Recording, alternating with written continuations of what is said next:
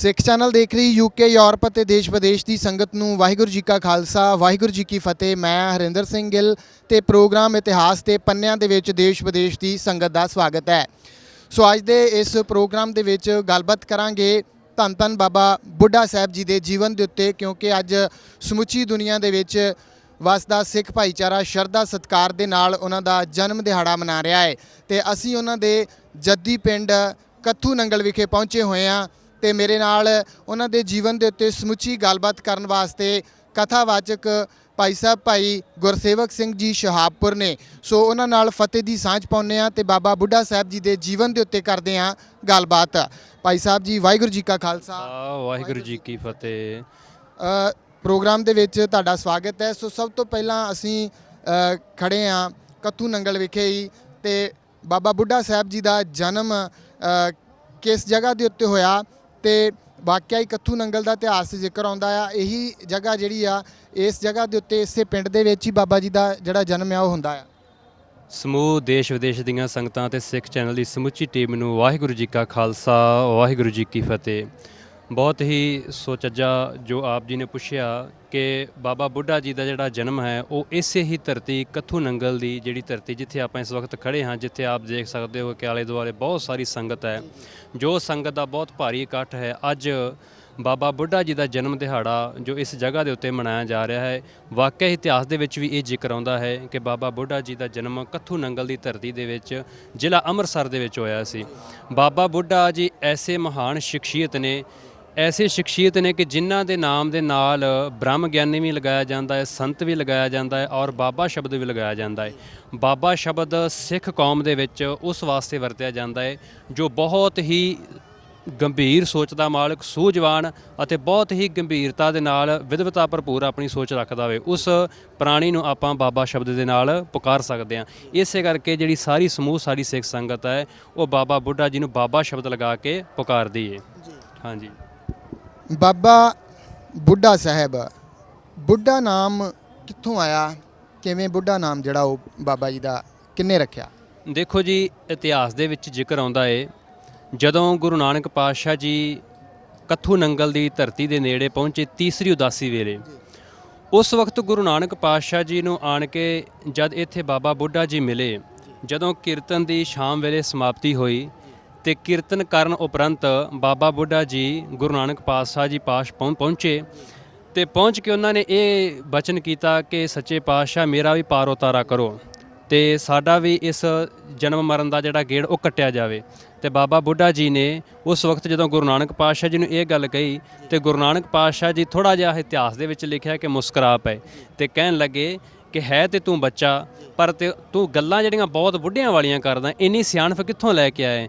ਤੇ ਇਤਿਹਾਸ ਇਹ ਗੱਲ ਦੱਸਦਾ ਹੈ ਕਿ ਗੁਰੂ ਨਾਨਕ ਪਾਤਸ਼ਾਹ ਜੀ ਨੇ ਉਸ ਵਕਤ ਇਹ ਬਚਨ ਕੀਤਾ ਸੀ ਕਿ ਆਪ ਜੀ ਦਾ ਅੱਜ ਤੋਂ ਬੂੜੇ ਤੋਂ ਬਦਲ ਕੇ ਨਾਮ ਬੁੱਢਾ ਹੋ ਗਿਆ। ਇਸ ਤਰ੍ਹਾਂ ਗੁਰੂ ਨਾਨਕ ਪਾਤਸ਼ਾਹ ਜੀ ਨੇ ਇਹਨਾਂ ਨੂੰ ਬੁੱਢਾ ਨਾਮ ਜਿਹੜਾ ਉਹ ਦਿੱਤਾ ਸੀ। ਉਦੋਂ ਹੀ ਗੁਰੂ ਨਾਨਕ ਦੇਵ ਜੀ ਦੇ ਨਾਲ ਬਾਬਾ ਬੁੱਢਾ ਜੀ ਦਾ ਫਿਰ ਮਿਲਾਪ ਹੁੰਦਾ ਹੈ।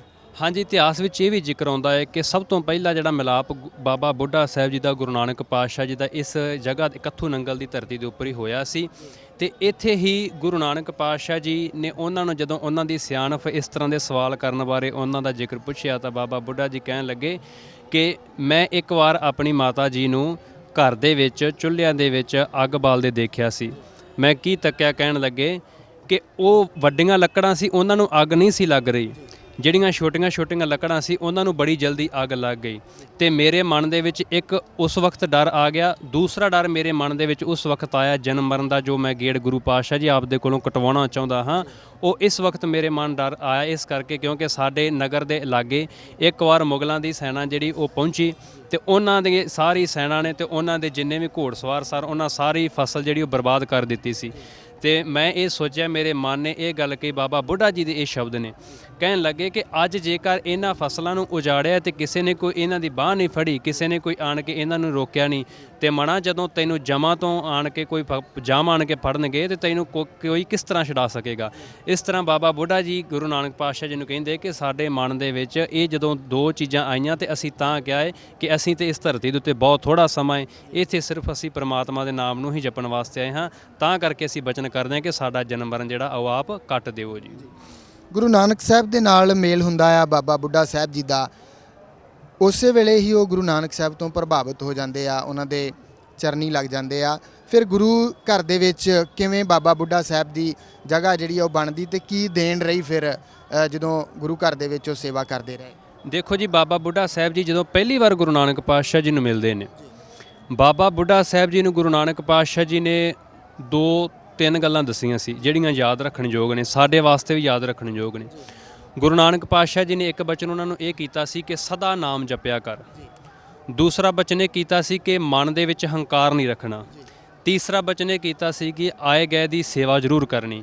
ਜਦੋਂ ਇਹ ਚੀਜ਼ਾਂ ਤੁਸੀਂ ਆਪਣੀ ਜ਼ਿੰਦਗੀ ਦੇ ਵਿੱਚ ਗੁਰੂ ਨਾਨਕ ਪਾਤਸ਼ਾਹ ਜੀ ਨੇ ਕਿਹਾ ਕਿ ਕਰੋਗੇ ਤੇ ਤੁਹਾਡੇ ਜੀਵਨ ਦੇ ਵਿੱਚ ਨਿਮਰਤਾ ਆਵੇਗੀ, ਤਾਂ ਪੂਰੀ ਦੁਨੀਆ ਤੁਹਾਡੀ ਪੂਜਾ ਕਰੇਗੀ ਕਿ ਸੱਚ ਆਪਾਂ ਅੱਜ ਦੇਖ ਸਕਦੇ ਹਾਂ ਕਿ ਵਾਕਿਆ ਕਿੰਨਾ ਵੱਡਾ ਇਕੱਠ ਹੈ। ਇਹ ਸਾਰੀ ਸੰਗਤ, ਇਹ ਸਾਰੀ ਦੁਨੀਆ, ਇਹ ਸਾਰੀ ਲੋਕਾਈ ਇਸੇ ਕਰਕੇ ਪੂਜਾ ਕਰ ਰਹੀ ਹੈ, ਇਸੇ ਕਰਕੇ ਉਹਨਾਂ ਅੱਗੇ ਨਤਮਸਤਕ ਹੁੰਦੀ ਹੈ, ਕਿਉਂਕਿ ਗੁਰੂ ਨਾਨਕ ਪਾਤਸ਼ਾਹ ਜੀ ਨੇ ਬਚਨ ਕੀਤੇ ਸੀ ਔਰ ਉਹਨਾਂ ਨੇ ਉਹ ਬਚਨ ਕਮਾਏ ਸੀ। ਬਾਬਾ ਬੁੱਢਾ ਸਾਹਿਬ ਜੀ ਦੀ ਜਦੋਂ ਗੱਲ ਕਰੀਏ ਤਾਂ ਇਤਿਹਾਸ ਦੇ ਵਿੱਚ ਜ਼ਿਕਰ ਆਉਂਦਾ ਹੈ ਕਿ ਗੁਰੂ ਹਰਗੋਬਿੰਦ ਮਹਾਰਾਜ ਜੀ ਨੂੰ ਵੀ ਉਹਨਾਂ ਨੇ ਸ਼ਸਤਰ ਤੇ ਸ਼ਾਸਤਰ ਵਿਦਿਆ ਜਿਹੜੀ ਆ ਉਹ ਦਿੱਤੀ ਸੀਗੀ। ਬਾਬਾ ਬੁੱਢਾ ਜੀ ਦੇ ਪਾਸ ਕਿਹੜੀ ਕਿਹੜੀ ਵਿਦਿਆ ਸੀਗੀ? ਉਹ ਆਪ ਕਿਹੜੀ ਕਿਹੜੀ ਵਿਦਿਆ ਤੋਂ ਜਾਣੂ ਸਨ? ਦੇਖੋ ਜੀ, ਸਭ ਤੋਂ ਪਹਿਲਾਂ ਮੈਂ ਇੱਥੇ ਜ਼ਿਕਰ ਕਰਨਾ ਚਾਹਾਂਗਾ, ਬਾਬਾ ਬੁੱਢਾ ਸਾਹਿਬ ਜੀ ਐਸੇ ਸ਼ਖਸੀਅਤ ਨੇ ਕਿ ਜਿਨ੍ਹਾਂ ਦਾ ਇਤਿਹਾਸ ਦੇ ਵਿੱਚ ਸੰਪੂਰਨ ਤੌਰ ਤੇ ਵਰਣਨ ਜੇ ਕਹੀਏ ਤੇ ਨਹੀਂ ਹੋਇਆ। ਔਰ ਉਹ ਜਦੋਂ ਇਤਿਹਾਸ ਦੇ ਪੰਨੇ ਆਪਾਂ ਪੜ੍ਹਦੇ ਹਾਂ, ਉਹਨਾਂ ਇਤਿਹਾਸ ਦੇ ਪੰਨਿਆਂ ਨੂੰ ਪੜ੍ਹਨ 'ਤੇ ਇਹ ਬੜੀ ਵਧੀਆ ਤਰੀਕੇ ਨਾਲ ਗੱਲ ਸਾਡੇ ਸਾਹਮਣੇ ਆਉਂਦੀ ਹੈ ਕਿ ਇੱਕ ਸਿੱਖ ਧਰਮ ਦੇ ਵਿੱਚ ਬਾਬਾ ਬੁੱਢਾ ਜੀ ਸਾਹਿਬ ਸਨ ਜਿਨ੍ਹਾਂ ਨੇ 8 ਗੁਰੂ ਸਾਹਿਬਾਨਾਂ ਦੇ ਆਪਣੇ ਨੇਤਰਾਂ ਦੇ ਨਾਲ ਦਰਸ਼ਨ ਕੀਤੇ। ਤੁਸੀਂ ਜਿਹੜੀ ਗੱਲ ਕਰ ਰਹੇ ਸੀ ਗੁਰੂ ਹਰਗੋਬਿੰਦ ਸਾਹਿਬ ਪਾਸ ਉਹਨਾਂ ਦਾ ਜਦੋਂ ਮਿਲਾਪ ਹੋਇਆ, ਮੈਂ ਇੱਥੇ ਜ਼ਿਕਰ ਕਰਾਂਗਾ ਕਿ ਜਦੋਂ ਪਹਿਲੀ ਵਾਰ ਗੁਰੂ ਨਾਨਕ ਪਾਤਸ਼ਾਹ ਜੀ ਨੂੰ ਬਾਬਾ ਬੁੱਢਾ ਜੀ ਮਿਲੇ, ਕਰਤਾਰਪੁਰ ਦੀ ਧਰਤੀ ਤੇ ਪਹੁੰਚੇ। ਕਰਤਾਰਪੁਰ ਤੋਂ ਅੱਗੇ ਗੁਰੂ ਅੰਗਦ ਸਾਹਿਬ ਜੀ ਨਾਲ ਖਡੂਰ ਸਾਹਿਬ ਪਹੁੰਚੇ, ਫਿਰ ਅੱਗੇ ਗੋਇੰਦਵਾਲ ਸਾਹਿਬ ਦੀ ਧਰਤੀ ਤੇ ਗੁਰੂ ਅਮਰਦਾਸ ਪਾਤਸ਼ਾਹ ਜੀ ਨਾਲ। ਕਹਿਣ ਤੋਂ ਭਾਵ ਕਿ ਪਹਿਲੀ ਪਾਤਸ਼ਾਹ ਜੀ ਤੋਂ ਲੈ ਕੇ 6ਵੀਂ ਪਾਤਸ਼ਾਹੀ ਤੱਕ ਸਾਰਿਆਂ ਨੂੰ ਗੁਰਗੱਦੀ ਦੀ ਜਿਹੜੀ ਰਸਮ ਹੈ, ਸਾਰੇ ਗੁਰੂ ਸਾਹਿਬਾਨਾਂ ਨੂੰ ਬਾਬਾ ਬੁੱਢਾ ਸਾਹਿਬ ਜੀ ਨੇ ਆਪਣੇ ਹੱਥੀਂ ਨਿਭਾਈ ਸੀ। ਇਹ ਵੀ ਜ਼ਿਕਰ ਆਉਂਦਾ ਹੈ ਕਿ ਗੁਰੂ ਨਾਨਕ ਸਾਹਿਬ ਨੇ ਇਹ ਕਿਹਾ ਸੀਗਾ ਕਿ ਗੱਦੀ ਜਿਹੜੀ ਆ ਉਹ ਤੁਹਾਡੇ ਦੁਆਰਾ ਹੀ ਜਿਹੜੇ ਅਗਲੇ ਗੁਰੂ ਹੋਣਗੇ ਗੱਦੀ ਦੇ ਉੱਤੇ ਉਹਨਾਂ ਨੂੰ ਦਿੱਤੀ ਜਾਇਆ ਕਰੇਗੀ। ਤਿਲਕ ਦੀ ਉਦੋਂ ਰਸਮ ਜਾਂ ਕੁਝ ਇਸ ਤਰ੍ਹਾਂ ਦੀ ਰਸਮ ਸੀਗੀ? ਬਿਲਕੁਲ ਜੀ, ਬਾਬਾ ਬੁੱਢਾ ਸਾਹਿਬ ਜੀ ਨੂੰ ਇਹ ਬਚਨ ਗੁਰੂ ਨਾਨਕ ਪਾਤਸ਼ਾਹ ਜੀ ਨੇ ਕਹੇ ਸੀ, ਇਹ ਬਚਨ ਕੀਤੇ ਸੀ ਕਿਉਂਕਿ ਉਹਨਾਂ ਦੀ ਨਿਮਰਤਾ, ਜਿਵੇਂ ਆਪਾਂ ਹੁਣੇ ਜ਼ਿਕਰ ਕਰ ਰਹੇ ਹਾਂ, ਉਹਨਾਂ ਦੀ ਨਿਮਰਤਾ, ਉਹਨਾਂ ਦਾ ਸਲੀਕਾ, ਉਹਨਾਂ ਦਾ ਰੱਬ ਦੇ ਨਾਲ ਜੁੜਨ ਦਾ ਇਹ ਤਰੀਕਾ ਦੇਖ ਕੇ ਗੁਰੂ ਨਾਨਕ ਪਾਤਸ਼ਾਹ ਜੀ ਨੇ ਬਚਨ ਕਰ ਦਿੱਤੇ ਸੀ ਕਿ ਆਪ ਗੁਰੂ ਸਾਹਿਬਾਨਾਂ ਦੀ ਆਪ ਹੱਥੀਂ ਸੇਵਾ ਕਰੋਗੇ। ਤੇ ਜੇਕਰ ਆਪਾਂ ਪਿਆਰਿਓ ਇਤਿਹਾਸ ਨੂੰ ਤੱਕਦੇ ਹਾਂ, ਦੇਖਦੇ ਹਾਂ, ਜਿੰਨੀ ਸੇਵਾ ਬਾਬਾ ਬੁੱਢਾ ਸਾਹਿਬ ਜੀ ਨੇ ਸਿੱਖ ਧਰਮ ਦੇ ਵਿੱਚ ਰਹਿ ਕੇ ਗੁਰੂ ਸਾਹਿਬਾਨਾਂ ਦੀ ਕੀਤੀ, ਇੰਨੀ ਸੇਵਾ ਕਿਸੇ ਹੋਰ ਸ਼ਖਸੀਅਤ ਦੀ ਜਿੰਮੇ ਨਹੀਂ ਆਈ। ਇਹ ਸਭ ਤੋਂ ਵੱਡੀ ਦੇਣ ਬਾਬਾ ਬੁੱਢਾ ਸਾਹਿਬ ਜੀ ਦੀ ਸਿੱਖ ਧਰਮ ਨੂੰ ਹੈ। ਗੱਲ ਕਰੀਏ ਗੁਰੂ ਨਾਨਕ ਦੇਵ ਜੀ ਤੋਂ ਬਾਅਦ ਦੇ ਵਿੱਚ ਜਦੋਂ ਗੁਰੂ ਅੰਗਦ ਦੇਵ ਮਹਾਰਾਜ ਜੀ ਨੂੰ ਗੱਦੀ ਜਿਹੜੀ ਆ ਉਹ ਮਿਲਦੀ ਆ, ਗੁਰਤਾ ਗੱਦੀ, ਤਾਂ ਉਦੋਂ ਬਾਬਾ ਬੁੱਢਾ ਜੀ ਕੀ ਕਾਰ ਕਰਿਆ ਕਰਦੇ ਸਨ ਉਹਨਾਂ ਦੇ ਗੁਰੂ ਕਾਲ ਦੇ ਵਿੱਚ? ਦੇਖੋ ਜੀ, ਗੁਰੂ ਨਾਨਕ ਪਾਤਸ਼ਾਹ ਜੀ ਨੇ ਜਦੋਂ ਆਪਣੇ ਜਿਉਂਦਿਆਂ ਜੀ ਹੀ ਗੁਰਗੱਦੀ ਜਿਹੜੀ ਉਹ ਗੁਰੂ ਅੰਗਦ ਸਾਹਿਬ ਜੀ ਨੂੰ ਪ੍ਰਦਾਨ ਕਰ ਦਿੱਤੀ, ਉਹਨਾਂ ਨੂੰ ਦੇ ਦਿੱਤੀ, ਉਸ ਵਕਤ ਜਿਹੜੀ ਗੱਦੀ ਦੀ ਗੁਰਗੱਦੀ ਦੇਣ ਦੀ ਰਸਮ ਹੈ ਉਹ ਬਾਬਾ ਬੁੱਢਾ ਸਾਹਿਬ ਜੀ ਨੇ ਆਪਣੇ ਹੱਥੀਂ ਨਿਭਾਈ। ਬਾਬਾ ਬੁੱਢਾ ਸਾਹਿਬ ਜੀ ਨੇ ਇਹ ਦੇਖ ਲਿਆ ਸੀ ਕਿ ਗੁਰੂ ਨਾਨਕ ਪਾਤਸ਼ਾਹ ਜੀ ਦੇ ਜਿਹੜੇ ਸੁਪੁੱਤਰ ਨੇ ਲਖਮੀ ਚੰਦ, ਸ਼੍ਰੀ ਚੰਦ ਜੀ, ਲਖਮੀ ਦਾਸ ਤੇ ਸ਼੍ਰੀ ਚੰਦ ਜੀ, ਉਹਨਾਂ ਨੇ ਕੁਝ ਗੁਰੂ ਅੰਗਦ ਸਾਹਿਬ ਜੀ ਦੇ ਨਾਲ ਜਿਵੇਂ ਕਹਿ ਲਓ ਕਿ ਖਾਰ ਖਾਣੀ ਸ਼ੁਰੂ ਕਰ ਦਿੱਤੀ। ਤੇ ਗੁਰੂ ਅੰਗਦ ਸਾਹਿਬ ਜੀ ਦੇ ਉਹਨਾਂ ਨੂੰ ਇਸ ਤਰ੍ਹਾਂ ਕਰਦਿਆਂ ਦੇਖ ਕੇ ਆਪ ਕਰਤਾਰਪੁਰ ਦੀ ਧਰਤੀ ਤੋਂ ਉੱਠ ਕੇ ਖਡੂਰ ਸਾਹਿਬ ਆ ਗਏ। ਬਾਬਾ ਬੁੱਢਾ ਸਾਹਿਬ ਜੀ ਵੀ ਨਾਲ ਗੁਰੂ ਸਾਹਿਬ ਦੇ ਖਡੂਰ ਸਾਹਿਬ ਪਹੁੰਚ ਗਏ। ਇੱਥੇ ਜਿੰਨਾ ਪ੍ਰਬੰਧ ਹੁੰਦਾ ਸੀ ਲੰਗਰ ਦਾ, ਜਿੰਨਾ ਪ੍ਰਬੰਧ ਹੁੰਦਾ ਸੀ ਸੰਗਤ ਦੇ ਆਉਣ ਜਾਣ ਦਾ, ਸ਼ਾਮ ਦੀ ਜਿਹੜੀ ਸੰਗਤ ਹੁੰਦੀ ਸੀ, ਸਵੇਰ ਦੀ ਜਿਹੜੀ ਨਿਤਨੇਮ ਹੋਇਆ ਕਰਦਾ ਸੀ, ਸੰਗਤ ਹੁੰਦੀ ਸੀ, ਸਾਰਾ ਪ੍ਰਬੰਧ ਦੀ ਜਿਹੜੀ ਦੇਖ ਰੇਖ ਸੀ ਉਹ ਬਾਬਾ ਬੁੱਢਾ ਸਾਹਿਬ ਜੀ ਗੁਰੂ ਅੰਗਦ ਸਾਹਿਬ ਜੀ ਦੇ ਸ਼ਰਨ ਦੇ ਵਿੱਚ ਰਹਿ ਕੇ ਆਪ ਕਰਿਆ ਕਰਦੇ ਸਨ। ਬਾਬਾ ਬੁੱਢਾ ਸਾਹਿਬ ਜੀ ਦੀ ਗੱਲ ਕਰੀਏ ਤਾਂ 8 ਗੁਰੂ ਸਾਹਿਬਾਨ ਤੱਕ ਬਾਬਾ ਬੁੱਢਾ ਸਾਹਿਬ ਜੀ ਨੇ ਦਰਸ਼ਨ ਜਿਹੜੇ ਆ ਉਹ 8 ਗੁਰੂ ਸਾਹਿਬਾਨ ਦੇ ਕੀਤੇ ਆ। ਇਸ 8 ਗੁਰੂ ਸਾਹਿਬਾਨ ਤੱਕ ਦੀ ਗੱਲ ਕਰੀਏ ਤਾਂ ਉਸ ਸਮੇਂ ਦੌਰਾਨ ਬਾਬਾ ਬੁੱਢਾ ਜੀ ਕਿਵੇਂ ਵਿਚਰਦੇ ਰਹੇ, ਕੀ ਕਾਰ ਕਰਦੇ ਸਨ ਤੇ ਕਿਵੇਂ ਸੰਗਤਾਂ ਜਿਹੜੀਆਂ ਆਉਂਦੀਆਂ ਸੀਗੀਆਂ ਉਹਨਾਂ ਦੇ ਨਾਲ ਬਚਨ ਬਲਾਸ ਜਿਹੜੇ ਆ ਉਹ ਉਹਨਾਂ ਦੇ ਹੁੰਦੇ ਸੀਗੇ?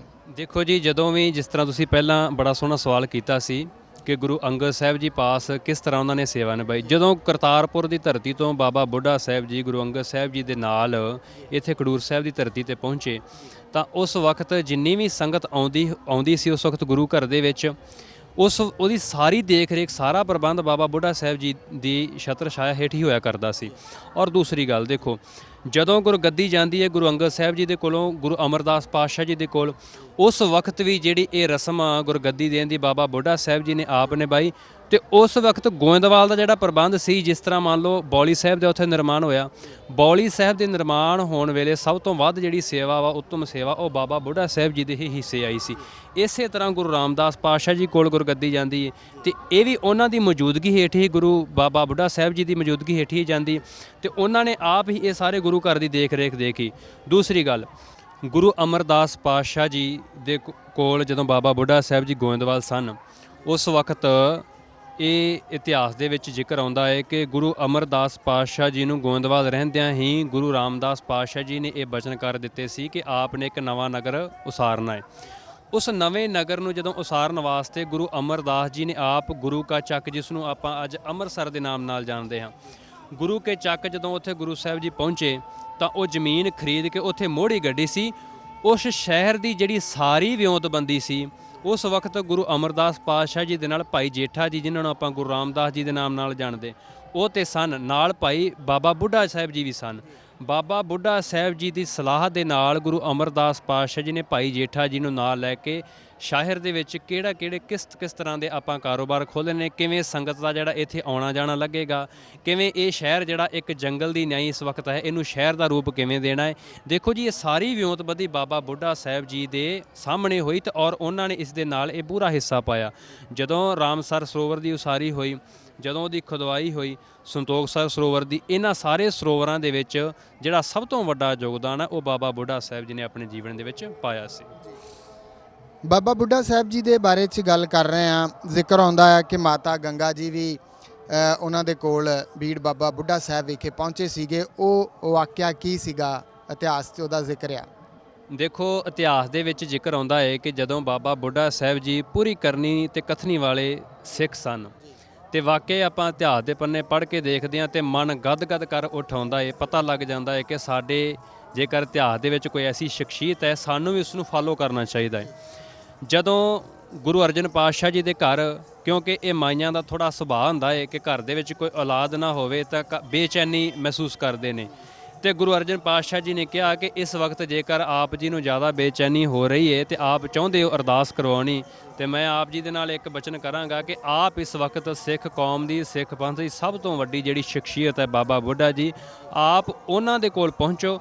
ਉਹਨਾਂ ਦੇ ਕੋਲ ਐਸੀਆਂ ਬਖਸ਼ਿਸ਼ਾਂ ਨੇ ਜਿਸ ਦੇ ਸਦਕਾ ਆਪ ਜੀ ਨੂੰ ਘਰ ਦੇ ਵਿੱਚ ਬੱਚੇ ਦੀ ਔਲਾਦ ਮਿਲ ਸਕਦੀ ਹੈ। ਤੇ ਇਹੋ ਹੀ ਗੱਲ ਹੋਈ ਜਦੋਂ ਮਾਤਾ ਗੰਗਾ ਜੀ ਨੇ ਆਪ ਪ੍ਰਸ਼ਾਦੇ ਹੱਥੀਂ ਤਿਆਰ ਕਰਕੇ, ਦੇਖੋ ਜੀ ਇਹ ਰਸਮ ਅੱਜ ਵੀ ਇੱਥੇ ਕੱਥੂ ਨੰਗਲ ਗੁਰਦੁਆਰਾ ਸਾਹਿਬ ਵੀ ਆਪਾਂ ਜਦੋਂ ਲੰਘੇ ਸੀ, ਅਨਾਉਂਸਮੈਂਟ ਹੋ ਰਹੀ ਸੀ ਤੇ ਕੁਝ ਸਮਾਂ ਪਹਿਲਾਂ ਬੀੜ ਬਾਬਾ ਬੁੱਢਾ ਸਾਹਿਬ ਜੀ ਦਾ ਮੇਲਾ ਲੰਘਿਆ, ਉੱਥੇ ਵੀ ਇਸੇ ਤਰ੍ਹਾਂ ਦਾ ਆਪਾਂ ਜ਼ਿਕਰ ਦੇਖਿਆ। ਅੱਜ ਵੀ ਸੰਗਤ ਤੋਂ ਮਿੱਸੇ ਪ੍ਰਸ਼ਾਦੇ ਬਣਾ ਕੇ ਲਿਆਉਂਦੀ ਹੈ। ਇਹ ਸਾਡੀ ਰਵਾਇਤ ਉਸ ਵੇਲੇ ਤੋਂ ਆ ਰਹੀ ਹੈ ਤੇ ਮਾਤਾ ਗੰਗਾ ਜੀ ਕੋਲੋਂ ਹੀ ਅਸੀਂ ਇਹ ਸਿੱਖਿਆ ਸਿੱਖੀ ਹੈ। ਤੇ ਅੱਜ ਵੀ ਮਾਈਆਂ ਜਦੋਂ ਆਣ ਕੇ ਗੁਰੂ ਸਾਹਿਬ ਜੀ ਦੇ ਦਰ ਤੇ ਅਰਦਾਸਾਂ ਕਰਵਾਉਂਦੀਆਂ ਨੇ ਤੇ ਇਹੋ ਅਰਦਾਸ ਮਾਤਾ ਗੰਗਾ ਜੀ ਨੇ ਉਸ ਵਕਤ ਕਰਵਾਈ। ਤੇ ਮਾਤਾ ਗੰਗਾ ਜੀ ਨੇ ਅਰਦਾਸ ਜਦੋਂ ਕਰਵਾਈ ਤੇ ਗੁਰੂ ਸਾਹਿਬ ਜੀ ਦੇ ਬਚਨਾਂ ਦੇ ਅਨੁਸਾਰ ਬਾਬਾ ਬੁੱਢਾ ਸਾਹਿਬ ਜੀ ਨੇ ਸਹਿ ਸੁਭਾਏ ਬਚਨ ਕਰ ਦਿੱਤੇ ਕਿ ਐਸਾ ਬਲੀ ਯੋਧਾ ਪੈਦਾ ਹੋਵੇਗਾ ਕਿ ਜਿਹੜਾ ਜ਼ਾਲਮਾਂ ਦੇ ਸਿਰ ਭੰਨੇਗਾ, ਅਸੀਂ ਤਲਵਾਰ ਦੇ ਨਾਲ ਉਹਨਾਂ ਦਾ ਜ਼ਾਲਮਾਂ ਦਾ ਮੂੰਹ ਮੋੜੇਗਾ। ਹਾਂਜੀ, ਸੋ ਬਿਲਕੁਲ ਪ੍ਰੋਗਰਾਮ ਇਤਿਹਾਸ ਦੇ ਪੰਨਿਆਂ ਦੇ ਵਿੱਚ ਬਾਬਾ ਬੁੱਢਾ ਸਾਹਿਬ ਜੀ ਦੇ ਜਨਮ ਦਿਹਾੜੇ ਦੇ ਉੱਤੇ, ਉਹਨਾਂ ਦੇ ਜੀਵਨ ਦੇ ਉੱਤੇ ਕਰ ਰਹੇ ਹਾਂ ਗੱਲਬਾਤ ਤੇ ਬੜੇ ਹੀ ਸੁੰਦਰ ਵਿਚਾਰਾਂ ਦੀ ਸੰਗਤਾਂ ਦੇ ਨਾਲ ਸਾਂਝ ਪਾ ਰਹੇ ਨੇ ਭਾਈ ਸਾਹਿਬ ਭਾਈ ਗੁਰਸੇਵਕ ਸਿੰਘ ਜੀ ਸ਼ਹਾਪੁਰ।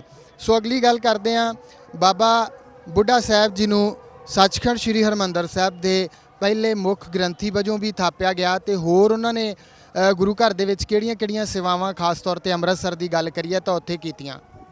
ਦੇਖੋ, ਜਿਵੇਂ ਆਪਾਂ ਹੁਣੇ ਜ਼ਿਕਰ ਕੀਤਾ ਹੈ ਕਿ ਜਦੋਂ ਵੀ ਕਿਸੇ ਸ਼ਹਿਰ ਦੀ ਉਸਾਰੀ ਹੋਣ ਲੱਗਦੀ ਸੀ ਤੇ ਬਾਬਾ ਬੁੱਢਾ ਸਾਹਿਬ ਜੀ ਨੂੰ ਮੁੱਖ ਤੌਰ ਤੇ, ਮੁੱਖ ਪ੍ਰਬੰਧਕ ਤੌਰ ਤੇ ਅੱਗੇ ਲਿਆ ਜਾਂਦਾ ਸੀ।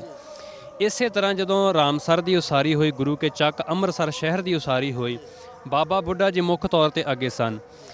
ਤੇ ਇਹ ਸਭ ਤੋਂ ਗੱਲ ਸਾਨੂੰ ਨੋਟ ਕਰਨ ਵਾਲੀ ਹੈ ਕਿ ਗੁਰੂ ਗ੍ਰੰਥ ਸਾਹਿਬ ਦੀ ਸੰਪਾਦਨਾ ਹੋਣ ਤੋਂ ਪਹਿਲਾਂ ਹਰਿਮੰਦਰ ਸਾਹਿਬ ਜੀ ਜਿਹੜੀ ਉਸਾਰੀ ਹੈ ਉਹ ਬਿਲਕੁਲ ਹੋ ਚੁੱਕੀ ਸੀ। ਤੇ ਜਦੋਂ ਉਸਾਰੀ ਹੋਈ ਤੇ ਇਤਿਹਾਸ ਦੇ ਵਿੱਚ ਇਹ ਜ਼ਿਕਰ ਆਉਂਦਾ ਹੈ ਕਿ ਗੁਰੂ ਅਰਜਨ ਪਾਤਸ਼ਾਹ ਜੀ ਇਹ ਸਾਰੀ ਰਾਤ ਸੋਚਦੇ ਰਹੇ ਸੀ ਕਿ ਇਹ ਗੁਰੂ ਗ੍ਰੰਥ ਸਾਹਿਬ ਜੀ ਦੀ ਸੇਵਾ ਵਾਸਤੇ ਗ੍ਰੰਥੀ ਕਿਸ ਨੂੰ ਥਾਪਣਾ ਹੈ। ਤੁਸੀਂ ਦੇਖ ਸਕਦੇ ਹੋ ਇਤਿਹਾਸ ਦੇ ਵਿੱਚ ਗੁਰੂ ਗ੍ਰੰਥ ਸਾਹਿਬ ਜਿਨ੍ਹਾਂ ਨੇ ਆਪਣੇ ਹੱਥੀਂ ਲਿਖਿਆ ਭਾਈ ਗੁਰਦਾਸ ਜੀ, ਉਹਨਾਂ ਨੂੰ ਇਹ ਸੇਵਾ ਨਹੀਂ ਦਿੱਤੀ। ਭਾਈ ਬੰਨੋ ਜੀ ਜਿਨ੍ਹਾਂ ਨੇ ਗੁਰੂ ਗ੍ਰੰਥ ਸਾਹਿਬ ਦੀ ਸੰਪਾਦਨਾ ਵਾਸਤੇ ਬਹੁਤ ਜ਼ਿਆਦਾ ਸੇਵਾ ਨਿਭਾਈ, ਕਿਉਂਕਿ ਉਹ ਗੁਰੂ ਗ੍ਰੰਥ ਸਾਹਿਬ ਦੀ ਜਦੋਂ ਸੰਪਾਦਨਾ ਹੋਈ ਸੀ, ਕਿਸੇ ਸਿੱਖ ਦੀ ਇਹ ਡਿਊਟੀ ਲੱਗੀ ਸੀ ਤੁਸੀਂ ਸ਼ਾਹੀ ਇਕੱਠੀ ਕਰਨੀ, ਕਿਸੇ ਸਿੱਖ ਦੀ ਇਹ ਡਿਊਟੀ ਲੱਗੀ ਸੀ ਤੁਸੀਂ ਜਿਲਤ ਬਣਵਾਉਣੀ, ਤੇ ਕੋਈ ਪੱਤਰਿਆਂ ਨੂੰ ਇਕੱਠਾ ਕਰਦਾ ਸੀ। ਤੇ ਸਾਰੇ ਸਿੱਖਾਂ ਦੇ ਵਿੱਚੋਂ ਵਾਚ ਕੇ ਗੁਰੂ ਸਾਹਿਬ ਸਾਰੀ ਰਾਤ ਸੋਚਦੇ ਰਹੇ। ਤੇ ਇਹ ਜਿਹੜੀ ਮੁੱਖ ਗ੍ਰੰਥੀ ਦੀ ਸੇਵਾ, ਇਹ ਪਹਿਲੀ ਵਾਰ ਸਿੱਖ ਕੌਮ ਦੇ, ਜੇਕਰ ਸਾਨੂੰ ਕੋਈ ਸਵਾਲ ਵੀ ਕਰਦਾ ਹੈ ਕਿ ਪਹਿਲੇ ਗ੍ਰੰਥੀ ਕੌਣ, ਤੇ ਆਪਾਂ ਸਹਿ ਸੁਭਾਈ ਇਹ ਗੱਲ ਕਹਿ ਸਕਦੇ ਹਾਂ ਔਰ ਕਹਿੰਦੇ ਵੀ ਹਾਂ ਕਿ ਸਭ ਤੋਂ ਪਹਿਲੇ ਜਿਹੜੇ ਗ੍ਰੰਥੀ ਨੇ ਉਹ ਬਾਬਾ ਬੁੱਢਾ ਸਾਹਿਬ ਜੀ। ਔਰ ਇਹਨਾਂ ਨੂੰ ਇਹ ਦਾਤ ਜੇਕਰ ਕਿਸੇ ਨੇ ਦਿੱਤੀ, ਉਹ ਦਾਤ ਗੁਰੂ ਅਰਜਨ ਪਾਤਸ਼ਾਹ ਜੀ ਨੇ ਆਪਣੇ ਹੱਥੀਂ ਇਹਨਾਂ ਨੂੰ ਦਿੱਤੀ ਸੀ। 8 ਪਾਤਸ਼ਾਹੀਆਂ ਦੇ ਬਾਬਾ ਬੁੱਢਾ ਸਾਹਿਬ ਨੇ ਦਰਸ਼ਨ ਕੀਤੇ ਆ। ਮੈਂ ਚਾਹੂੰਗਾ ਦਰਸ਼ਕਾਂ ਦੇ ਵਾਸਤੇ ਤੁਸੀਂ ਇੱਕ ਵਾਰ ਜ਼ਿਕਰ ਕਰ ਦਿਓ ਕਿ ਕਿਹੜੀਆਂ 8 ਪਾਤਸ਼ਾਹੀਆਂ ਤੱਕ ਬਾਬਾ ਬੁੱਢਾ ਸਾਹਿਬ ਜੀ ਨੇ ਉਹਨਾਂ ਗੁਰੂਆਂ ਦੇ ਦਰਸ਼ਨ ਕੀਤੇ। ਮੈਂ ਪੜ੍ਹ ਰਿਹਾ ਸੀ ਇਤਿਹਾਸ ਦੇ ਵਿੱਚ ਕਿ ਗੁਰੂ ਹਰਕ੍ਰਿਸ਼ਨ ਸਾਹਿਬ ਜੀ ਤੇ ਗੁਰੂ ਗੋਬਿੰਦ ਸਿੰਘ ਪਾਤਸ਼ਾਹ ਜੀ, ਇਹਨਾਂ ਦੋਨਾਂ ਪਾਤਸ਼ਾਹਾਂ ਤੋਂ ਇਲਾਵਾ ਜਿੰਨੇ ਵੀ ਗੁਰੂ ਨਾਨਕ ਪਾਤਸ਼ਾਹ ਜੀ ਤੋਂ ਲੈ ਕੇ ਜਿਨ੍ਹਾਂ ਦਾ ਜ਼ਿਕਰ ਹੈ, ਉਹਨਾਂ ਸਾਰੇ ਗੁਰੂ ਸਾਹਿਬਾਨਾਂ ਦਾ ਬਾਬਾ ਬੁੱਢਾ ਸਾਹਿਬ ਜੀ ਨੇ ਆਪਣੇ ਨੇਤਰਾਂ ਦੇ ਨਾਲ ਦਰਸ਼ਨ ਕੀਤਾ ਸੀ। ਕਿਸੇ ਗੁਰੂ ਸਾਹਿਬਾਨ ਨੂੰ ਉਹਨਾਂ ਨੇ ਗੁਰਗੱਦੀ ਬੈਠਣ ਤੋਂ ਪਹਿਲਾਂ ਦਰਸ਼ਨ ਕੀਤੇ, ਔਰ ਕਈ ਗੁਰੂ ਸਾਹਿਬਾਨਾਂ ਨੂੰ ਉਹਨਾਂ ਨੇ ਆਪਣੇ ਹੱਥੀਂ ਜਿਹੜਾ ਵਾ ਉਹ ਗੁਰਗੱਦੀ ਦੀ ਜ਼ਿੰਮੇਵਾਰੀ ਜਿਹੜੀ ਸੌਂਪੀ ਸੀ ਗੁਰੂ ਸਾਹਿਬਾਨਾਂ ਦੇ ਕਹਿਣ ਤੇ, ਜਿਹੜੇ ਗੁਰੂ ਸਾਹਿਬਾਨ ਪਹਿਲਾਂ ਗੁਰਗੱਦੀ ਤੇ ਬੈਠੇ ਹੁੰਦੇ ਸਨ। ਸੋ ਇਹ ਇਸ ਤਰ੍ਹਾਂ ਬਾਬਾ ਬੁੱਢਾ ਸਾਹਿਬ ਜੀ ਨੇ 8 ਗੁਰੂ ਪਾਤਸ਼ਾਹਾਂ ਦੇ ਆਪਣੇ ਅੱਖਾਂ ਦੇ ਨਾਲ ਦਰਸ਼ਨ ਕੀਤੇ। ਔਰ ਮੈਂ ਇਹ ਵੀ ਗੱਲ ਕਹਿਣਾ ਵਾਂ ਕਿ ਇੱਕੋ ਇੱਕ ਸ਼ਖਸੀਅਤ ਨੇ ਜਿਨ੍ਹਾਂ ਨੇ ਆਪਣੇ ਨੇਤਰਾਂ ਦੇ ਨਾਲ, ਅੱਖਾਂ ਦੇ ਨਾਲ ਗੁਰੂ ਪਾਤਸ਼ਾਹਾਂ ਦੇ 8 ਗੁਰੂ ਪਾਤਸ਼ਾਹਾਂ ਦੇ ਦਰਸ਼ਨ ਕੀਤੇ। ਇਹ ਜਿਹੜਾ ਐਡਾ ਵੱਡਾ ਵਰਦਾਨ ਹੈ, ਐਡੀ ਵੱਡੀ ਜਿਹੜੀ ਬਖਸ਼ਿਸ਼ ਹੈ, ਉਹ ਹੋਰ ਕਿਸੇ ਸਿੱਖ ਦੇ ਹਿੱਸੇ ਨਹੀਂ ਆਈ। ਭਾਵੇਂ ਕਿ ਗੁਰੂ ਸਾਹਿਬਾਨਾਂ ਦੇ ਬਹੁਤ ਸਾਰੇ ਬੱਚੇ ਬੱਚੀਆਂ ਵੀ ਸਨ, ਸੁਪੁੱਤਰ ਵੀ ਸਨ, ਸੁਪੁੱਤਰੀਆਂ ਵੀ ਸਨ, ਇਹ ਉਹਨਾਂ ਦੇ ਹਿੱਸੇ ਵੀ ਦਾਤ ਨਹੀਂ ਮਿਲੀ। ਇਹ ਦਾਤ ਸਿਰਫ ਬਾਬਾ ਬੁੱਢਾ ਸਾਹਿਬ ਜੀ ਨੂੰ ਹੀ ਮਿਲੀ ਹੈ। ਅਕਾਲ ਤਖਤ ਸਾਹਿਬ ਸਿੱਖ ਪ੍ਰਭੂ ਸੱਤਾ ਦਾ ਪ੍ਰਤੀਕ ਹੈ। ਅਕਾਲ ਤਖਤ ਸਾਹਿਬ ਦੀ ਸਥਾਪਨਾ 6ਵੇਂ ਪਾਤਸ਼ਾਹ ਸਾਹਿਬ ਸ੍ਰੀ ਗੁਰੂ ਹਰਗੋਬਿੰਦ ਮਹਾਰਾਜ ਜੀ ਨੇ ਕੀਤੀ। ਅਕਾਲ ਤਖਤ ਦੀ ਸਥਾਪਨਾ ਵੇਲੇ ਵੀ ਕੀ ਬਾਬਾ ਬੁੱਢਾ ਸਾਹਿਬ ਉੱਥੇ ਹਾਜ਼ਰ ਸਨ ਤੇ ਉੱਥੇ ਕੀ ਕਾਰਜ ਕੀਤੇ ਸਨ ਉਹਨਾਂ ਨੇ ਉਦੋਂ? ਜਦੋਂ ਗੁਰੂ ਅਰਜਨ ਪਾਤਸ਼ਾਹ ਜੀ ਨੂੰ ਸ਼ਹੀਦੀ ਵਾਸਤੇ ਜਾਣਾ ਪਿਆ ਤਾਂ ਉਸ ਵਕਤ ਉਹਨਾਂ ਦੇ ਬਾਬਾ ਬੁੱਢਾ ਸਾਹਿਬ ਜੀ ਦੇ ਨਾਲ ਬਚਨ ਹੋਏ ਸਨ। ਤੇ ਦੇਖੋ ਜੀ, ਜਦੋਂ ਆਪਾਂ ਪਹਿਲਾਂ ਜ਼ਿਕਰ ਕੀਤਾ ਹੈ ਕਿ ਗੁਰੂ ਸਾਹਿਬਾਨ ਨੇ ਜਦੋਂ ਵੀ ਬਾਬਾ ਬੁੱਢਾ ਸਾਹਿਬ ਜੀ ਕੋਲੋਂ ਸੇਵਾ ਲੈਣੀ ਹੁੰਦੀ ਸੀ, ਉਹਨਾਂ ਦੇ ਨਾਲ ਵਾਰਤਾਲਾਪ, ਉਹਨਾਂ ਦੇ ਨਾਲ ਡਿਸਕਸ ਕਰਦੇ ਹੁੰਦੇ ਸਨ। ਤੇ ਜਿਸ ਵਕਤ ਅਕਾਲ ਤਖਤ ਸਾਹਿਬ ਦੀ ਉਸਾਰੀ ਹੋਣੀ ਸੀ, ਤੇ ਹੈਰਾਨੀ ਦੀ ਗੱਲ ਦੇਖੋ, ਅੱਜ ਆਪਾਂ ਕੋਈ ਵੀ ਇਮਾਰਤ ਉਸਾਰਨੀ ਹੋਵੇ ਨਾ, ਤੇ ਸਾਨੂੰ ਰਾਜ ਮਿਸਤਰੀ ਚਾਹੀਦੇ ਆ। ਅੱਜ ਕਈ ਵਾਰ ਕੀ ਹੋ ਜਾਂਦਾ ਕਿ ਛੋਟੀ ਛੋਟੀ ਗੱਲ ਦੇ ਉੱਤੇ ਸਾਡੇ ਬਹੁਤ ਜਿਹੜੇ ਸਰੋਤੇ ਨੇ ਉਹ ਸਵਾਲ ਕਰਨ ਲੱਗ ਪੈਂਦੇ ਨੇ, ਆਮ ਜਿਨ੍ਹਾਂ ਨੇ ਬਹੁਤ ਘੱਟ ਪੜ੍ਹਿਆ ਹੁੰਦਾ ਹੈ। ਹੁਣ ਦੇਖੋ, ਅਕਾਲ ਤਖਤ, ਜਿਵੇਂ ਤੁਸੀਂ ਬੜਾ ਸੋਹਣਾ ਬਚਨ ਕੀਤਾ ਹੈ ਕਿ ਸਿੱਖ ਪ੍ਰਭੂ ਸੱਤਾ ਦਾ ਪ੍ਰਤੀਕ ਹੈ ਸਿੱਖ ਪ੍ਰਭੂ ਸੱਤਾ ਦਾ ਪ੍ਰਤੀਕ, ਪਰ ਅਕਾਲ ਤਖਤ ਨੂੰ ਵੇਖੋ ਉਸਾਰਿਆ ਕਿਹਨੇ? ਕਿਸੇ ਰਾਜ ਮਿਸਤਰੀ ਨੇ ਨਹੀਂ ਉਸਾਰਿਆ, ਕਿਸੇ ਕਾਰੀਗਰ ਨੇ ਨਹੀਂ ਉਸਾਰਿਆ, ਕਿਸੇ ਐਸੇ ਬੰਦੇ ਨੇ ਨਹੀਂ ਉਸਾਰਿਆ ਕਿ ਜਿਹਨੂੰ ਇਹ ਕੰਮ ਉਸਾਰਨ ਦਾ ਆਉਂਦਾ ਹੋਵੇ। ਨਹੀਂ, ਦੇਖੋ, ਸ਼ਰਧਾਵਾਨ ਸਿੱਖ ਬ੍ਰਹਮ ਗਿਆਨੀ ਬਾਬਾ ਬੁੱਢਾ ਸਾਹਿਬ ਜੀ ਤੇ ਉਹਨਾਂ ਦੇ ਨਾਲ ਭਾਈ ਗੁਰਦਾਸ ਜੀ, ਇਹ ਮੈਂ ਖੁਦ ਪੜ੍ਹਿਆ ਇਤਿਹਾਸ ਦੇ ਵਿੱਚ, ਆਪਣੇ ਹੱਥੀਂ ਗਾਰੇ ਦੇ ਨਾਲ ਇੱਟਾਂ ਨੂੰ ਉਹ ਲਗਾਉਂਦੇ ਰਹੇ ਸਨ ਤੇ ਉਹਨਾਂ ਨੇ ਆਪਣੇ ਹੱਥੀਂ ਅਕਾਲ ਤਖਤ ਜਿਹੜੀ ਉਹ ਉਸਾਰੀ ਕੀਤੀ ਹੈ। ਤੇ ਜਿਹੜੀ ਉਸਾਰੀ ਕੀਤੀ, ਇਹ ਨਹੀਂ ਕਿ ਨੀਂਹ ਰੱਖ ਦਿੱਤੀ ਜਾਂ ਅੱਧ ਤੱਕ ਕੰਧਾਂ ਕਰ ਦਿੱਤੀਆਂ, ਕੰਪਲੀਟ ਤੇ ਪੂਰੀ ਨੀਂਹ ਤੋਂ ਲੈ ਕੇ ਪੂਰੀ ਉਸਾਰੀ ਜਿਹੜੀ ਉਹ ਦੋਨਾਂ ਸਿੱਖਾਂ ਨੇ, ਭਾਈ ਗੁਰਦਾਸ ਜੀ ਤੇ ਬਾਬਾ ਬੁੱਢਾ ਜੀ ਨੇ ਆਪਣੇ ਹੱਥਾਂ ਦੇ ਨਾਲ ਕੀਤੀ। ਤੇ ਸਾਡਾ ਇਹ ਵੀ ਸਿਰ ਇਸੇ ਕਰਕੇ ਬਹੁਤ ਝੁਕਦਾ ਹੈ ਕਿ ਬਹੁਤ ਕਰਨੀ ਵਾਲੇ ਤੇ ਕਥਨੀ ਵਾਲੇ ਸਿੱਖ ਜਿਨ੍ਹਾਂ ਦਾ ਆਪਾਂ ਦੇਖੋ ਮੇਲਾ ਮਨਾ ਰਹੇ ਹਾਂ, ਉਹਨਾਂ ਦੇ ਹੱਥਾਂ ਦੇ ਨਾਲ ਬਣੇ ਹੋਏ ਅਕਾਲ ਤਖਤ ਨੂੰ ਅੱਜ ਪੂਰੀ ਦੁਨੀਆ ਨਤਮਸਤਕ ਹੁੰਦੀ ਹੈ। ਜੀ ਬਿਲਕੁਲ। ਗੁਰੂ ਹਰਗੋਬਿੰਦ ਮਹਾਰਾਜ ਜੀ ਦਾ ਜਿਹੜਾ ਪ੍ਰਕਾਸ਼ ਆ ਉਹ ਬਾਬਾ ਬੁੱਢਾ ਸਾਹਿਬ ਦੇ ਵਰ ਦੇ ਨਾਲ ਹੁੰਦਾ ਆ। ਉਸ ਤੋਂ ਬਾਅਦ ਦੇ ਵਿੱਚ ਬਾਬਾ ਬੁੱਢਾ ਸਾਹਿਬ ਜੀ ਨੇ ਗੁਰੂ ਹਰਗੋਬਿੰਦ ਮਹਾਰਾਜ ਜੀ ਨੂੰ ਕਿਵੇਂ ਜ਼ਿਕਰ ਆਉਂਦਾ ਇਤਿਹਾਸ ਦੇ ਵਿੱਚ ਕਿ ਜਿਹੜੀ ਸ਼ਸਤਰ ਵਿਦਿਆ ਸਿਖਾਈ, ਸਾਰਾ ਕੁਝ ਸਿਖਾਇਆ, ਉਹ ਚੀਜ਼ ਦਾ ਮੈਂ ਚਾਹੂੰਗਾ ਸੰਗਤਾਂ ਨਾਲ ਸਾਂਝ ਪਾਓ। ਦੇਖੋ ਜੀ, ਭਾਈ ਗੁਰਦਾਸ ਜੀ ਨੇ ਇੱਕ ਜ਼ਿਕਰ ਕੀਤਾ ਹੈ, ਬੂੜਾ ਬੁੱਢਾ ਇੱਕ ਮਨ ਧਿਆਵੇ, ਕਿ ਬਾਬਾ ਬੁੱਢਾ ਸਾਹਿਬ ਜੀ ਐਸੇ ਸਨ ਜਿਹੜੇ ਪਰਮਾਤਮਾ ਨੂੰ, ਅਕਾਲ ਪੁਰਖ ਨੂੰ ਆਪਣੇ ਮਨ ਦੇ ਨਾਲ ਧਿਆਉਂਦੇ ਸਨ। ਤੇ ਹਰਗੋਬਿੰਦ ਸਾਹਿਬ ਪਾਤਸ਼ਾਹ ਜੀ ਦਾ ਉਹਨਾਂ ਨੇ ਅਰਦਾਸ ਕੀਤੀ। ਇੱਕ ਸ਼ਬਦ ਆਪਾਂ ਵਰਤ ਲੈਂਦੇ ਹਾਂ, ਵਾਰ ਨਹੀਂ ਕਹਿਣਾ, ਉਹਨਾਂ ਦੇ ਵਾਸਤੇ ਉਹਨਾਂ ਨੇ ਅਰਦਾਸ ਕੀਤੀ, ਕਿਉਂਕਿ ਸਿੱਖ ਕੌਮ ਦੇ ਵਿੱਚ, ਸਿੱਖ ਧਰਮ ਦੇ ਵਿੱਚ, ਗੁਰਮਤਿ ਆਸ਼ੇ ਵਿੱਚ ਅਰਦਾਸ ਕਬੂਲ ਹੈ, ਵਰ ਕਬੂਲ ਨਹੀਂ, ਤੇ ਨਾ ਸ਼ਰਾਬ ਕਬੂਲ ਹੈ। ਬਾਬਾ ਬੁੱਢਾ ਸਾਹਿਬ ਜੀ ਨੇ ਅਰਦਾਸ ਕੀਤੀ। ਅਰਦਾਸ ਕਰਦੇ ਨੇ ਤੇ ਗੁਰੂ ਹਰਗੋਬਿੰਦ ਸਾਹਿਬ ਪਾਤਸ਼ਾਹ ਜੀ ਇਸ ਧਰਤੀ ਤੇ ਆਉਂਦੇ ਨੇ, ਜਨਮ ਲੈਂਦੇ ਨੇ। ਤੇ ਉਹਨਾਂ ਨੂੰ ਜਦੋਂ ਗੁਰੂ ਅਰਜਨ ਪਾਤਸ਼ਾਹ ਜੀ ਨੇ ਕਿਹਾ ਕਿ ਇਹਨਾਂ ਦੀ ਵਿਦਿਆ ਵਾਸਤੇ ਕਿਹੜਾ ਗੁਰੂ ਜਿਹੜਾ ਧਾਰਨ ਕੀਤਾ ਜਾਵੇ, ਕਿਹੜਾ ਗੁਰੂ ਲਿਆਂਦਾ ਜਾਵੇ, ਤੇ ਮੈਂ ਇੱਥੇ ਜ਼ਿਕਰ ਕਰਨਾ ਜ਼ਰੂਰੀ ਸਮਝਾਂਗਾ ਕਿ ਇਤਿਹਾਸ ਦੇ ਵਿੱਚ ਬਹੁਤ ਘੱਟ ਜ਼ਿਕਰ ਆਉਂਦਾ ਹੈ, ਪਰ ਜਿੰਨੀ ਘੋੜ ਸਵਾਰੀ ਤੇ ਜਿੰਨੀ ਸ਼ਸਤਰ ਵਿਦਿਆ ਬਾਬਾ ਬੁੱਢਾ ਸਾਹਿਬ ਜੀ ਨੂੰ ਉਸ ਵਕਤ ਆਉਂਦੀ ਸੀ, ਉਸ ਵਕਤ ਉਹਨਾਂ ਦੇ ਮੁਕਾਬਲੇ ਕੋਈ ਹੋਰ ਸਿੱਖ ਹੈ ਹੀ ਨਹੀਂ ਸੀ।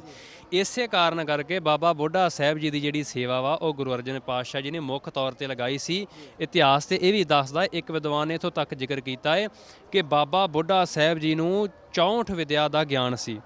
64 ਤਰ੍ਹਾਂ ਦੀ ਵਿਦਿਆ ਦਾ, ਉਹਦੇ ਵਿੱਚ ਸ਼ਸਤਰ ਵਿਦਿਆ ਵੀ ਆਉਂਦੀ ਹੈ, ਅੱਖਰੀ ਵਿਦਿਆ ਵੀ ਆਉਂਦੀ ਹੈ, ਉਹਦੇ ਵਿੱਚ ਜੋਤਸ਼ੀ ਵਿਦਿਆ ਵੀ ਆਉਂਦੀ ਹੈ, ਉਹਦੇ ਵਿੱਚ ਮਨ ਨੂੰ ਪੜ੍ਹਨ ਦੀ ਵਿਦਿਆ ਵੀ ਆਉਂਦੀ ਹੈ। ਇਸ ਤਰ੍ਹਾਂ ਦੀਆਂ ਬਹੁਤ ਸਾਰੀਆਂ ਜਿਹੜੀਆਂ ਵਿਦਿਆ ਵਾ ਉਹ ਬਾਬਾ ਬੁੱਢਾ ਸਾਹਿਬ ਜੀ ਪਾਸ ਸਨ। ਤੇ ਜੇਕਰ ਗੁਰੂ ਹਰਗੋਬਿੰਦ ਸਾਹਿਬ ਪਾਤਸ਼ਾਹ ਜੀ ਨੂੰ ਦੇਖੋ, ਦੂਸਰਾ ਜ਼ਿਕਰ ਇਹ ਵੀ ਆਉਂਦਾ ਹੈ ਕਿ ਮੀਰੀ ਤੇ ਪੀਰੀ ਦੀ ਜਿਹੜੀ ਤਲਵਾਰ ਉਹ ਬਾਬਾ ਬੁੱਢਾ ਸਾਹਿਬ ਜੀ ਨੇ ਆਪਣੇ ਹੱਥੀਂ ਕਰ ਕਮਲਾਂ ਦੇ ਨਾਲ ਦਿੱਤੀ ਸੀ। ਤੇ ਇਹ ਏਡੀ ਵੱਡੀ ਜਿਹੜੀ ਦਾਤ ਆ ਉਹ ਗੁਰੂ ਅਰਜਨ ਪਾਤਸ਼ਾਹ ਜੀ ਦੇ ਬਚਨਾਂ ਦੇ ਅਨੁਸਾਰ, ਉਹਨਾਂ ਦੀ ਕਿਰਪਾ ਦੇ ਨਾਲ ਬਾਬਾ ਬੁੱਢਾ ਸਾਹਿਬ ਜੀ ਤੇ ਮਿਹਰ ਹੋਈ ਤੇ ਬਾਬਾ ਬੁੱਢਾ ਸਾਹਿਬ ਜੀ ਨੇ ਉਹ ਜਿਹੜੀ ਮੀਰੀ ਪੀਰੀ ਦੀ ਜਿਹੜੀ ਦਾਤ ਆ ਉਹ ਗੁਰੂ ਹਰਗੋਬਿੰਦ ਸਾਹਿਬ ਪਾਤਸ਼ਾਹ ਜੀ ਨੂੰ ਆਪਣੇ ਹੱਥਾਂ ਦੇ ਨਾਲ ਦਿੱਤੀ ਸੀ। ਬਾਬਾ ਬੁੱਢਾ ਸਾਹਿਬ ਜੀ ਦੇ ਪਾਵਨ ਸਥਾਨਾਂ ਦੀ ਗੱਲ ਕਰੀਏ ਤਾਂ ਜਿਨ੍ਹਾਂ ਦੇ ਵਿੱਚੋਂ ਇੱਕ ਮੁੱਖ ਉਹਨਾਂ ਦਾ ਜਨਮ ਸਥਾਨ ਕੱਥੂ ਨੰਗਲ ਇਹ ਗੁਰਦੁਆਰਾ ਸਾਹਿਬ ਜਿਹੜਾ ਨਜ਼ਰ ਆ ਰਿਹਾ ਆ ਇਹ ਆ। ਇਸ ਤੋਂ ਇਲਾਵਾ ਹੋਰ ਕਿਹੜੇ ਬਾਬਾ ਬੁੱਢਾ ਸਾਹਿਬ ਦੇ ਸਥਾਨ ਆ ਜਿੱਥੇ ਮੱਸਿਆ ਤੇ ਸੰਗਰਾਂਦ ਦੇ ਉੱਤੇ ਵੀ ਸੰਗਤਾਂ ਜਾਂਦੀਆਂ ਨੇ ਤੇ ਜੋੜ ਮੇਲੇ ਵੀ ਭਾਰੀ ਜਿਹੜੇ ਉੱਥੇ ਭਰਦੇ ਆ? ਬਿਲਕੁਲ ਜੀ, ਇੱਕ ਜਗ੍ਹਾ ਤੇ ਆਪਾਂ ਖੜੇ ਆ ਜਿੱਥੇ ਦਰਸ਼ਨ ਕਰ ਰਹੇ ਆ ਸੰਗਤ ਦੇ, ਗੁਰੂ ਸਾਹਿਬਾਨਾਂ ਦੇ। ਇੱਕ ਜਗ੍ਹਾ ਤੇ ਹੈ ਜਿੱਥੇ ਉਹਨਾਂ ਦਾ ਜਨਮ ਸਥਾਨ ਹੋਇਆ, ਕੱਥੂ ਨੰਗਲ ਦੀ ਧਰਤੀ। ਦੂਸਰਾ ਜਿਹੜਾ ਕੁਝ ਸਮਾਂ ਪਹਿਲਾਂ ਸਾਰੀ ਸਿੱਖ ਕੌਮ ਨੇ ਉਹਨਾਂ ਦਾ ਮੇਲਾ ਮਨਾਇਆ ਔਰ ਹਰ ਸਾਲ ਬੜੇ ਧੂਮਧਾਮ ਦੇ ਨਾਲ, ਬੜੇ ਉੱਚੇ ਜ਼ੋਰ ਸ਼ੋਰ ਦੇ ਨਾਲ ਮਨਾਇਆ ਜਾਂਦਾ ਬੀੜ ਬਾਬਾ ਬੁੱਢਾ ਸਾਹਿਬ ਜੀ। ਤੇ ਜੇਕਰ ਆਪਾਂ ਜ਼ਿਕਰ ਕਰੀਏ ਕਿ ਬਾਬਾ ਬੁੱਢਾ ਸਾਹਿਬ ਜੀ ਦੇ ਹੋਰ ਕਿਹੜੇ ਜਨਮ ਸਥਾਨ ਨੇ, ਮੈਂ ਤਾਂ ਇਹ ਗੱਲ ਕਹਾਂਗਾ ਕਿ ਜਿੱਥੇ ਜਿੱਥੇ ਸਾਡੇ 8 ਗੁਰੂ ਸਾਹਿਬਾਨ ਗਏ ਉੱਥੇ ਉੱਥੇ ਬਾਬਾ ਬੁੱਢਾ ਸਾਹਿਬ ਜੀ ਗਏ। ਜਿੱਥੇ ਗੁਰੂ ਸਾਹਿਬਾਨ ਦੇ ਜੇ ਸਥਾਨ ਨੇ ਤੇ ਉਹੀ ਬਾਬਾ ਬੁੱਢਾ ਸਾਹਿਬ ਜੀ ਦੇ ਸਥਾਨ ਨੇ। ਇਸ ਤਰ੍ਹਾਂ ਬਾਬਾ ਬੁੱਢਾ ਸਾਹਿਬ ਜੀ ਦੇ ਜਨਮ ਸਥਾਨ ਤੋਂ ਇਲਾਵਾ ਹੋਰ ਵੀ ਬਹੁਤ ਸਾਰੇ ਸਥਾਨ ਨੇ ਜਿੱਥੇ ਉਹਨਾਂ ਦੇ ਗੁਰਦੁਆਰੇ ਬਣੇ ਹੋਏ ਨੇ ਤੇ ਸੰਗਤ ਅੱਜ ਵੀ ਉਹਨਾਂ ਦੀ ਕਥਨੀ ਤੇ ਕਰਨੀ ਨੂੰ ਦੇਖ ਕੇ ਨਤਮਸਤਕ ਹੁੰਦੀ ਹੈ। ਬਾਬਾ ਬੁੱਢਾ ਸਾਹਿਬ ਜੀ ਦੀ ਜੇਕਰ ਆਯੂ ਦੀ ਗੱਲ ਕਰੀਏ ਤਾਂ ਕਿੰਨੀ ਆਯੂ ਹੋਈ ਉਹਨਾਂ ਦੀ ਤੇ ਫਿਰ ਉਹਨਾਂ ਦਾ ਅਕਾਲ ਚਲਾਣਾ ਜਿਹੜਾ ਆ ਉਹ ਹੋਇਆ ਤਾਂ ਕਿਹੜੀ ਜਗ੍ਹਾ ਦੇ ਉੱਤੇ ਉਹਨਾਂ ਦਾ ਅੰਤਿਮ ਸੰਸਕਾਰ ਜਿਹੜਾ ਉਹ ਕੀਤਾ ਗਿਆ ਸੀਗਾ? ਬਾਬਾ ਬੁੱਢਾ ਸਾਹਿਬ ਜੀ ਐਸੀ ਸ਼ਖਸੀਅਤ ਨੇ ਕਿ ਜਿਨ੍ਹਾਂ ਦੀ ਕਥਨੀ ਤੇ ਕਰਨੀ ਮੈਂ ਪਹਿਲਾਂ ਵੀ ਜ਼ਿਕਰ ਕਰ ਰਿਹਾ ਕਿ ਬਹੁਤ ਉੱਚੀ ਸੀ। ਉਹਨਾਂ ਦੀ ਉਮਰ ਵੀ ਸਾਡੇ ਲਗਭਗ ਜਦੋਂ ਆਪਾਂ ਇਤਿਹਾਸ ਪੜ੍ਹਦੇ ਹਾਂ, ਸਿੱਖ ਇਤਿਹਾਸ ਦੇ ਵਿੱਚ ਇੰਨੀ ਉਮਰ ਕਿਸੇ ਗੁਰਸਿੱਖ ਦੀ ਜਾਂ ਕਿਸੇ ਵੀ ਸ਼ਖਸੀਅਤ ਦੀ ਨਹੀਂ ਮਿਲਦੀ ਜਿੰਨੀ ਉਮਰ ਉਹਨਾਂ ਦੀ 100 ਸਾਲ ਤੋਂ ਵੱਧ ਉਮਰ ਸੀ। ਤੇ ਜਨਮ ਸਥਾਨ ਉਹਨਾਂ ਦਾ ਜਿਹੜਾ ਸੀ ਉਹ ਕੱਥੂ ਨੰਗਲ ਸੀ, ਅੰਮ੍ਰਿਤਸਰ ਧਰਤੀ ਦੇ ਵਿੱਚ। ਤੇ ਜੋਤੀ ਜੋਤ ਉਹ ਮੈਨੂੰ ਭੁੱਲ ਗਿਆ ਥੋੜ੍ਹਾ।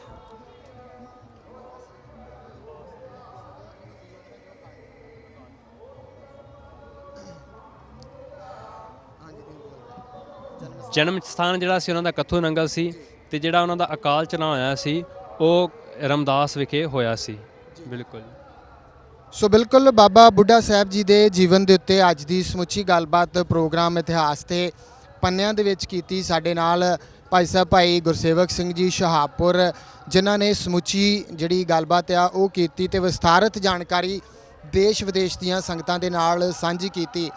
ਅਸੀਂ ਤੁਹਾਨੂੰ ਦਰਸ਼ਨ ਕਰਵਾ ਰਹੇ ਹਾਂ ਅੱਜ ਜਿਸ ਜਗ੍ਹਾ ਦੇ ਜਿੱਥੇ ਅਸੀਂ ਖੜੇ ਹਾਂ ਇਹ ਬਾਬਾ ਬੁੱਢਾ ਸਾਹਿਬ ਜੀ ਦਾ ਜੱਦੀ ਪਿੰਡ ਕੱਥੂ ਨੰਗਲ ਹੈ ਜਿੱਥੇ ਬਾਬਾ ਜੀ ਦਾ ਜਨਮ ਹੋਇਆ ਤੇ ਅੱਜ ਇਸ ਸਥਾਨ ਦੇ ਉੱਤੇ ਭਾਰੀ ਜੋੜ ਮੇਲਾ ਜਿਹੜਾ ਆ ਉਹ ਲੱਗਿਆ ਹੋਇਆ ਆ। ਸੰਗਤਾਂ ਪੂਰੀ ਭਾਰਤ ਤੋਂ ਇੱਥੇ ਨਤਮਸਤਕ ਹੋਣ ਵਾਸਤੇ ਪਹੁੰਚ ਰਹੀਆਂ ਨੇ ਤੇ ਮਨ ਚਾਹੀਆਂ ਮੁਰਾਦਾਂ ਜਿਹੜੀਆਂ ਆ ਉਹ ਉਹਨਾਂ ਦੀਆਂ ਪੂਰੀਆਂ ਹੁੰਦੀਆਂ ਨੇ।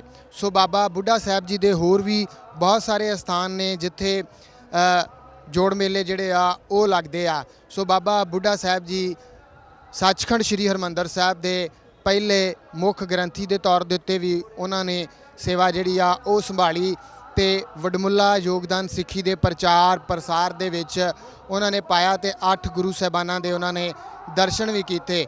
ਸੋ ਉਹਨਾਂ ਦੇ ਜੀਵਨ ਦੇ ਉੱਤੇ ਅੱਜ ਦੀ ਸਮੁੱਚੀ ਗੱਲਬਾਤ ਦੇਸ਼ ਵਿਦੇਸ਼ ਦੀਆਂ ਸੰਗਤਾਂ ਦੇ ਨਾਲ ਸਾਂਝੀ ਕਰਨ ਦੇ ਉੱਤੇ ਭਾਈ ਸਾਹਿਬ ਭਾਈ ਗੁਰਸੇਵਕ ਸਿੰਘ ਸ਼ਹਾਬਪੁਰ ਹੋਰਾਂ ਦਾ ਧੰਨਵਾਦ ਕਰਦਿਆਂ ਹੋਇਆਂ ਇਸ ਪ੍ਰੋਗਰਾਮ ਨੂੰ ਇੱਥੇ ਹੀ ਸਮਾਪਤ ਕਰਦਿਆਂ ਬੁਲਾਉਂਦੇ ਹਾਂ ਫਤਿਹ। ਵਾਹਿਗੁਰੂ ਜੀ ਕਾ ਖਾਲਸਾ, ਵਾਹਿਗੁਰੂ ਜੀ ਕੀ ਫਤਿਹ।